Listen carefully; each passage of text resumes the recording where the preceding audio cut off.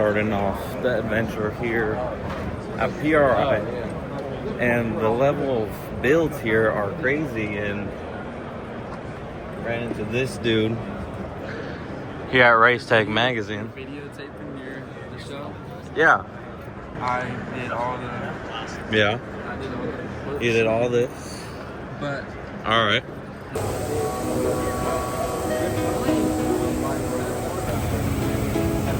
No, he's never hit before.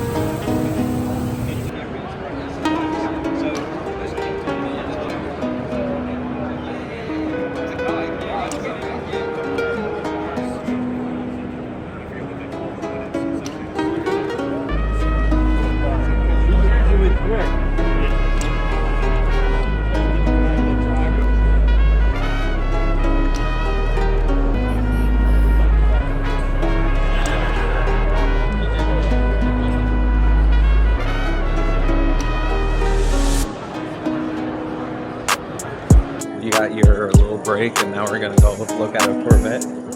So we got stuff to do. Yeah. I've seen the black one in the room that I was in. I don't know which one I'm about to go see. This is Insta360. It's That's a Tamagotchi, dude. yeah, the smallest one, portable. It fits in right in my pocket. All right, that's cool. All right, here with Matt Field. I was really fascinated about the transmission you found. Yeah. Because it's something I've also been looking for, and you pretty much gave that extra push from me. So I want to know, how did you find it? So that was the same with me too. Before I even decided to build the C8 into a drift car, I said if I can't find a transmission that makes sense to do it, it's pointless to do. So I dug in and looked at pictures and made phone calls. But when I found that Weddle made a transmission where the CVs were where they needed to be compared to the output shaft of the crankshaft and as close to the block as possible, and they were able to give me some measurements, I was like, this is possible. And this was just super rough measurements, but that's a Weddle S5 sequential transaxle, and even better, since you're at PRI, they have a booth. I just left their booth. They are right over there. All right. So you should definitely go talk to them, and they have a wide variety of all different kinds of transaxles to suit your need. Because I'm a Volkswagen person, so as soon as you see that's a Volkswagen bell yeah, housing? I saw everything, and so I'm like, man, this would it bolts right up to my car. Exactly. So it would just save me a bunch of time. Exactly. And for that too, I'm sure you're familiar with Mendiola. Yeah. That's like, I've heard, it was started out a Volkswagen bus box, and then it went to a Mendiola, and now it's a Weddle. It's all under the same family, and Weddle actually owns Mendiola. So they do all the casting, so it's still all within that inner circle. But it's a Weddle. You should definitely go talk to them. They're great people. Most definitely. I will for sure now. So, that's pretty much it. Thank you. So, you're very welcome. Nice meeting you. Nice to meet you too. All right, yeah. Have a good one, man. Good luck with your build. Yeah, thanks.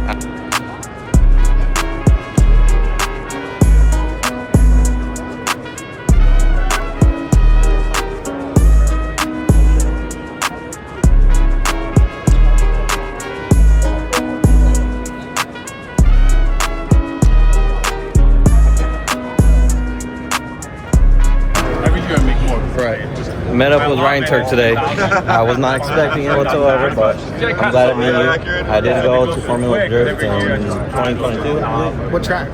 St. Louis. Oh, right on, man. Yeah, so I was looking for you, but you know, time and Yeah. Sometimes it's tough to get to everybody. And going around everywhere.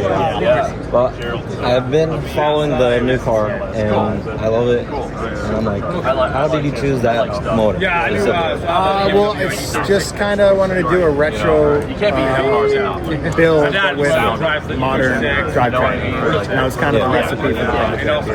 Yeah. And how are you able to get like the crate motor just set up? So they are available. I talked to Graham about it. Maybe harder to get in the States, but you can find them outside the States too, like Australia. So there's quite a bit of units available. And then if you find the part number, I'm sure you could put an order in for here in the States for the long block. What about education-wise? Did you like go to like a specific college, school, or you just got into it with experience? Yep, just kind of head first, made a lot of mistakes, and learned a lot of things very quickly, and kind of took it from there, and just kind of continued the path, and you just gain more experience and more knowledge. Because like me personally, well, people are asking me, like, what's the next step? And I'm like, well, college isn't really something or any like, you know. I know like some of the tech schools like UNOH. My nephew is actually there, and he's learned a lot. So they actually have some really good programs for knowledge and to put that towards like car projects and builds and stuff. But also, there's nothing better than just trying it out, diving in head first, and figuring things out for yourself. Well, that's the way to do it, right? Yeah. Well, yeah. I mean, if you have that type of mindset and you're committed and dedicated, then you're going to figure it out one way or the other. Well, when will this be revealed today, or in like 5 minutes? All right. Well, I'll be here. So. Cool, man. Thank you. It's nice talking to you, brother. Thank you. Yeah, you're welcome. All right. Thank you.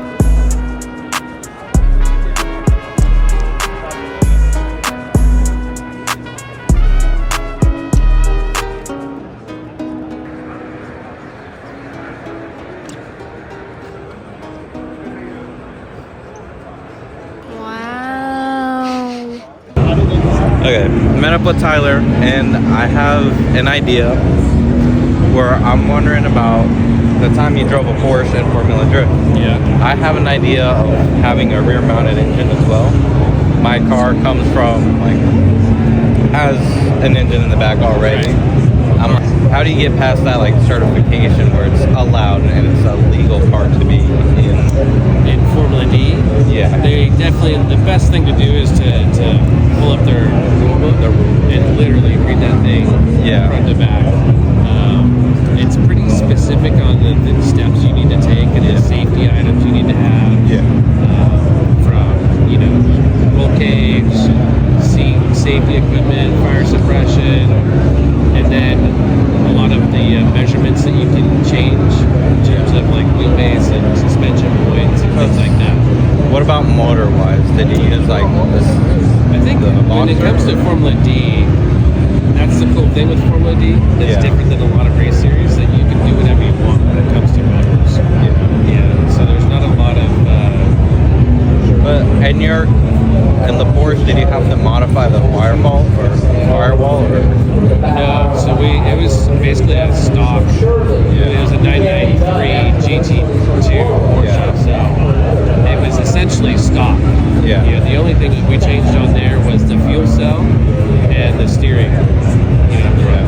To get more steering angle, and we modified the fuel cell to be bigger, so we can load it up with fuel to change the balance of the car. Did that like throw you off anything? Like anyway, because of the motor being in the back, like the weight distribution? You definitely drive it different.